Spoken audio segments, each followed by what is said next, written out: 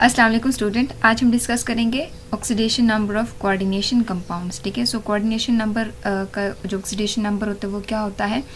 ये जो coordination sphere होता है उसके ऊपर जो चार्जेस आते हैं वो कैसे आते हैं, ठीक है, उसको हम कैसे कैलकुलेट कर सकते हैं। या फिर जो सेंट्रल मेटल एटम होता है जिसको हम पहले डिस्कस कर चुके हैं, तो उसके ऊपर ये जो स्पेशलाइज्ड जो चार्ज आता है, ठीक है, जो उसका ऑक्सीडेशन स्टेट होता है, ये कैसे हम कैलकुलेट कर सकते हैं। ये सारी चीज़ें हम इस वीडियो में आज डिस्कस करने वाले हैं। सो यहाँ पे कहते हैं चार्ज ऑन कोऑर्डिनेशन स्फीयर, या फिर हम इसको कहते हैं oxidation number of metals in coordination compounds. ठीक है, तो सबसे पहले हम यहाँ पे बात करेंगे कि कोऑर्डिनेशन स्फीयर के ऊपर जो चार्ज आता है वो किस वजह से आता है। सो यहाँ बोलते हैं the net charge of complex ion, it is a sum of the charges on the central metal atom and its surrounding ligands. ठीक है, सो जो लिगेंड होता है, जो सेंट्रल मेटल एटम होता है, उसके ऊपर स्पेशलाइज्ड चार्जेस होती हैं, उसका हम सम लेते हैं। ठीक है, उसके बाद जब ओवरऑल जो चार्ज बचता है, ठीक है, कॉम्प्लेक्स आइन के ऊपर, ठीक है, इसको हम कहते हैं चार्ज ऑन कोऑर्डिनेशन स्फीयर। ठीक है, या फिर जो मेटल्स होते हैं उसके ऊपर कितना चार्ज बचता है, हम आमतौर पर ये कहते हैं कि जो कोऑर्डिनेशन जो लिगेंड्स होते हैं जो कि उस सेंट्रल मेटल एटम के इर्द मौजूद होते हैं, जब उसका हम सम लेते हैं, ठीक है, उसके सेंट्रल मेटल एटम के साथ, ठीक है, उसको प्लस माइनस करते हैं, उसके बाद जो ऑक्सीडेशन नंबर बचता है सेंट्रल मेटल एटम के ऊपर, ठीक है, वो उसका ऑक्सीडेशन नंबर कहलाता है। सो चलिए यहाँ पे हम कुछ एग्जाम्पल के ज़रिए देखते हैं। यहाँ पर कहते हैं चार्ज ऑन कोऑर्डिनेशन स्फीयर, कहते हैं यहाँ पे एक एग्जाम्पल है जिसमें कोऑर्डिनेशन कंपाउंड है, ठीक है, जिसके साथ 4 काउंटर आइन लगे हुए हैं। ठीक है, और यहाँ पे आप इसको देख सकते हैं, जब इसको हमने वाटर में डाला तो ये स्प्लिट हो जाता है इनटू 5 आइंस, 4 पोटाशियम आइन बन जाते हैं और एक आइन जो होता है वो जो कॉम्प्लेक्स आइन होता है ये बन जाता है। अब हमने पहले भी डिस्कस किया था कि जो कॉम्प्लेक्स आइंस होते हैं, जो कॉम्प्लेक्स कंपाउंड्स होते हैं, उसके साथ ही काउंटर आइंस लगाए जाते हैं। ये काउंटर आइंस का काम क्या है, ताकि इसके ऊपर जो कॉम्प्लेक्स आइन के ऊपर जो ओवरऑल चार्ज है इसको बैलेंस किया जाए। क्योंकि इसके ऊपर -4 चार्ज आ रहा है, ठीक है, सो इसको बैलेंस करने के लिए 4 पोटाशियम आइंस जो हैं इसके साथ लगे हुए हैं। लेकिन इसके ऊपर ये -4 चार्ज आता कैसे हैं, आज की वीडियो में हम इस तरह के बहुत सारे एग्जांपल्स डिस्कस करेंगे। सो यहाँ पे बोलते हैं कि आप जानते हैं कि साइनाइड जो होता है, साइनो ग्रुप, ये साइनो एक ऐसा लिगेंड होता है जिसके ऊपर -1 यानी मोनोडेंटेट लिगेंड होता है और इसके ऊपर -1 चार्ज होता है।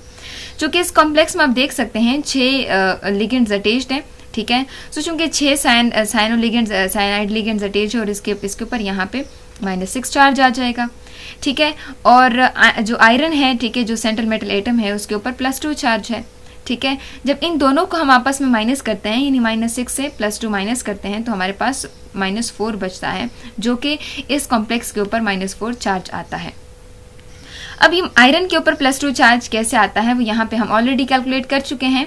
जैसे फॉर एग्जांपल चूंकि हम आयरन का कैलकुलेट कर रहे हैं तो यहाँ पे इसको हम x से डिनोट करेंगे, चूंकि इसका हमें नहीं पता। और आप जानते हैं एक साइनो ग्रुप के ऊपर -1 चार्ज होता है, तो चूंकि 6 लिगेंड्स अटैच है तो इसके ऊपर -6 हो जाएगा। और ओवरऑल जो इस लिगेंड के ऊपर जो चार्ज है वो -4 है, जो कि यहाँ पे हम कैलकुलेट कर चुके हैं, -4। अब x को अपनी जगह छोड़ दिया, -6 को जब उस साइड के ऊपर लेके गए हैं, इक्वल के दूसरी साइड पे जब आप लेके जाते हो तो मैथमेटिकल ऑपरेशन के मुताबिक जो माइनस साइंस होते हैं वो पॉजिटिव यानी प्लस में चेंज हो जाते हैं।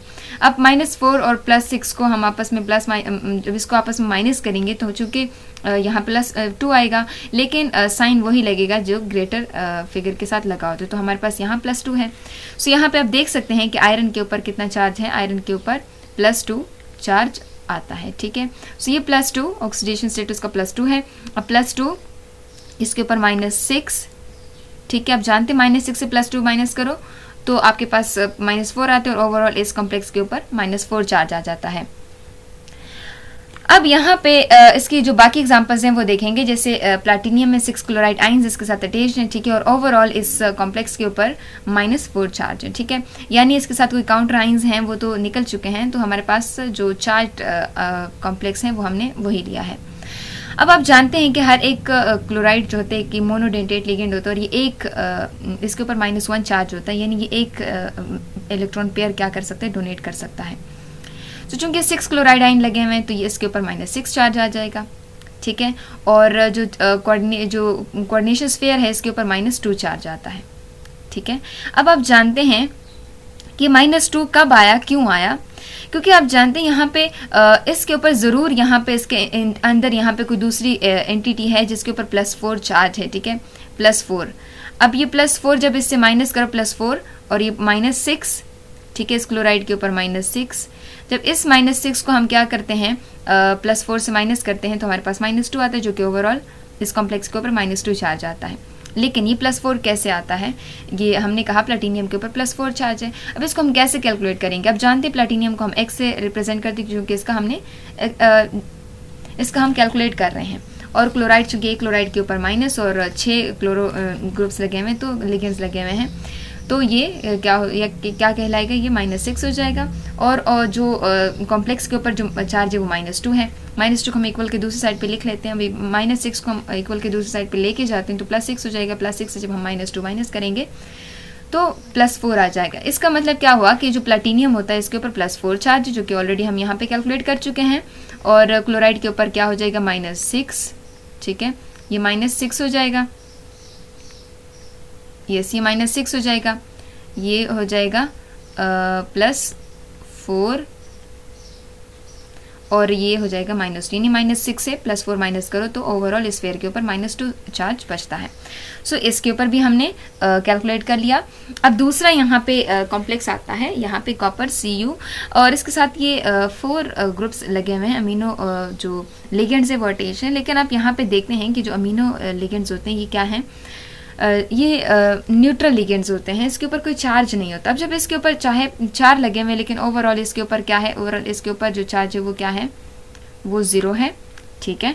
सो यहाँ पे जब इसके ऊपर चार्ज 0 है तो इसका मतलब कॉपर के ऊपर +2 चार्ज है और ओवरऑल इस कॉम्प्लेक्स के ऊपर +2 चार्ज आ रहा है, ठीक है। यहाँ पे रीज़न दिया हुआ है कि अमोनिया क्या है, न्यूट्रल लिगेंड है और इसका कोऑर्डिनेशन नंबर इस कॉम्प्लेक्स का कोऑर्डिनेशन नंबर इस कॉम्प्लेक्स का वैसे तो 4 है, लेकिन जो ऑक्सीडेशन नंबर है, चूँकि यहाँ पे ऑक्सीडेशन नंबर आना चाहिए था, ऑक्सीडेशन नंबर क्या है इसका, कॉपर का, वो +2 है और ओवरऑल इस कॉम्प्लेक्स का भी +2 हो जाएगा, ठीक है।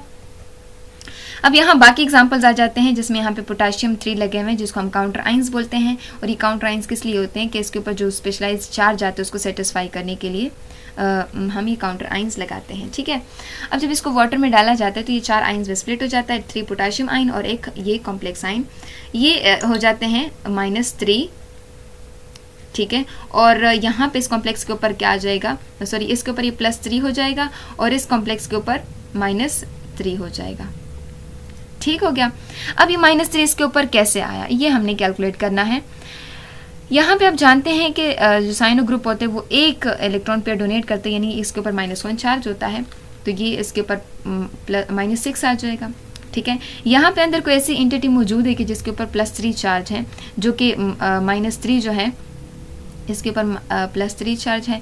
अब इसके ऊपर ये -6 से +3 को माइनस करो तो आपके पास -3 आता है। अब ये -3 कैसे आता है, पिछली वीडियोस में हमने कैलकुलेट किया है कि इसको हम क्या कर देते हैं, x मान लेते हैं, इसको हम क्या कर देते हैं, -6 मान लेते हैं और इसको इक्वल करते हैं किस चीज़ के, -3 के साथ। अब ये -6 जो होता है जब इसको हम इक्वल के दूसरी साइड पे लेके जाते हैं तो ये +6 हो जाता है। सो ये +6 और ये -3, सो जो +6 से -3 माइनस करते हैं तो इस यहाँ पे हमारे पास जो चार्ज बचता है वो क्या होता है, ये +3 हो जाता है, ठीक है। अब ये +3 हमारे पास आ जाता है, अब ये +3 यहाँ पे इस आयरन के ऊपर आ जाता है, ठीक है। इस तरह यहाँ पे अगर हम सोडियम और ये मैग्नीज यहाँ पे ये अटैच हो चुके हैं, ठीक है। इससे जब ये सोडियम स्प्लिट होगा, सोडियम जब इसको वाटर में डालेंगे तो ये कॉम्प्लेक्स स्प्लिट हो जाएगा किस चीज़ में, 2 आइंस में, एक सोडियम +1 और यहाँ इसके ऊपर क्या आ जाएगा, -1 चार्ज आ जाएगा। अब इस कॉम्प्लेक्स के ऊपर ये -1 चार्ज क्यों आएगा, क्योंकि कार्बोनेल्स जो होते हैं इसके ऊपर ये 0 स्टेट में होता है, ठीक है, ये 0 स्टेट में होते हैं। अब आप जानते हैं जब ये 5 लिगेंड, इसका कोऑर्डिनेशन नंबर जो है इस कॉम्प्लेक्स का वो तो 5 है, लेकिन यहाँ पे इसके ऊपर 0 चार्ज है। अब इसके ऊपर जो चार्ज आ रहा है वो -1 जाहिर है, इसके ऊपर -1 है, ठीक है। सो ये ओवरऑल इस कॉम्प्लेक्स के ऊपर -1 इस मैंगनीज -1 की वजह से आ रहा है, ठीक है। यहाँ पे सोडियम की अगर बात करें तो सोडियम काउंटर आयन यहाँ पे 2 लगे हुए हैं, तो इसका मतलब ये कॉम्प्लेक्स क्या है, ये कॉम्प्लेक्स +2, ये +2 है, यानी सोडियम के ऊपर +2 चार्ज और इस कॉम्प्लेक्स के ऊपर 2 आता है। इस कॉम्प्लेक्स के ऊपर -2 कैसे आते हैं, क्योंकि साइनो ग्रुप्स लगे हैं, वो साइनो जो होता है वो एक नेगेटिव लिगेंड है, ठीक है। इसके ऊपर -1 चार्ज हो, चूँकि 4 लगे हुए तो इसके ऊपर -4 आ जाएगा।